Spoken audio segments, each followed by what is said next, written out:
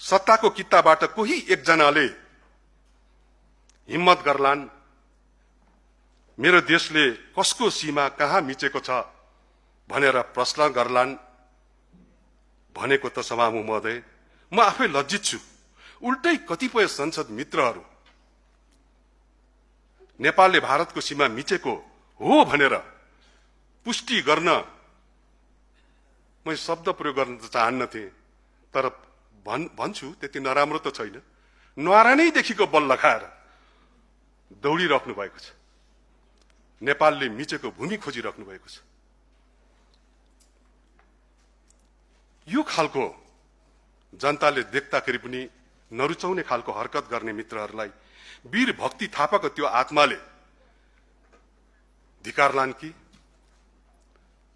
हाम्रा छोरा नातिहरूले भोलि कुनै दिन हामी हजुरबा हजुरआमा हुँदै गर्दाखेरि या म यति सुन्दर उमेरहरू देख्छु म यो सदनभित्र, म त्यो उमेर कहिले बुढो नहोस् भन्ने चाहन्छु, कहिले त्यो उमेर बुढो नहोस् भन्ने चाहन्छु। तर प्रकृतिको नियमसँग मेरो सद्भाव र मेरो कामनाले काम दिँदैन। एक न एक दिन त पाएको हुन्छ। तिनै हाम्रा छोरा नातिले हामीलाई फर्केर भक्ति थापाको आत्माले धिकारेको जस्तै प्रश्नहरूको जवाब नपाउँदाखेरि धिक्कार छ कि धिक्कारदैन, यो सोधेर म उसै पनि सत्ता पक्षका माननीय सांसदहरूको मन दुखी भएको होला। त्यो दुखी आत्मालाई थप दुखी बनाउन म चाहन्न। बरु सभामुख महोदय, म यो संसद अब यही विषयमा रुमल लिएर बस्नुहुन्न भन्ने परिपक्व र जिम्मेवार दायित्वतर्फ सबैको बडा नम्रतापूर्वक ध्यान आकर्षण गराउन चाहन्छु। यो वर्षको बजेट उपरको छलफल बाँकी छ सभामुख महोदय।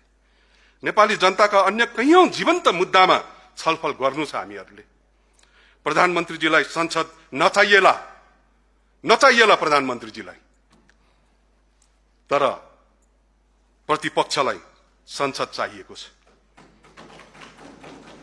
फेरि कुनै दिन छापामार शैलीमा प्रधानमन्त्रीजी आउनुहोला, फेरि अर्कै त्यस्तो नहोस् मेरो मुलुकको प्रधानमन्त्रीले, तर डर लाग्छ फेरि कुनै उदण्डता मचाइदिनु होला, डर लागिराखेको छ।